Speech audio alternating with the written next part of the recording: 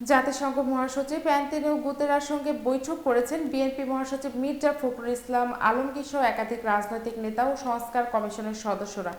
বৈঠকে নির্বাচন ও কাঠামোগত সংস্কারের বিষয়ে আলোচনা হয়েছে বলে জানিয়েছেন মির্জা ফখরুল।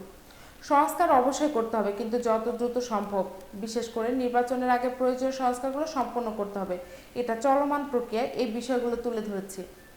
বৈঠকে আইন উপদেষ্টা ডক্টর আসিফ নজরুল, জাতীয় ঐক্যমত্য কমিশনের সহসভাপতি ডক্টর আলী রিয়াজ, বিএনপি স্থায়ী কমিটির সদস্য সালাউদ্দিন আহমেদ, জামায়াতের নায়েবে আমির সৈয়দ আবদুল্লাহ মোহাম্মদ তাহের সহ একাধিক রাজনৈতিক নেতারা উপস্থিত ছিলেন।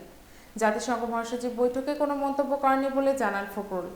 এই বিষয়ে জাতিসংঘ মহাসচিব কোনো মন্তব্য করেননি, কারণ এটি আমাদের অভ্যন্তরীণ বিষয়। 4 দিনের সফরে বৃহস্পতিবার ঢাকায় আসেন জাতিসংঘ মহাসচিব। এর আগে কক্সবাজারে রোহিঙ্গা ক্যাম্প পরিদর্শন ও শরণার্থীদের সঙ্গে ইফতার করেন তিনি। বিশেষজ্ঞরা বলছেন, এ বৈঠক বাংলাদেশের রাজনৈতিক সংস্কারে কোনো ইতিবাচক পরিবর্তন আনতে পারে কিনা সেটাই এখন দেখার বিষয়।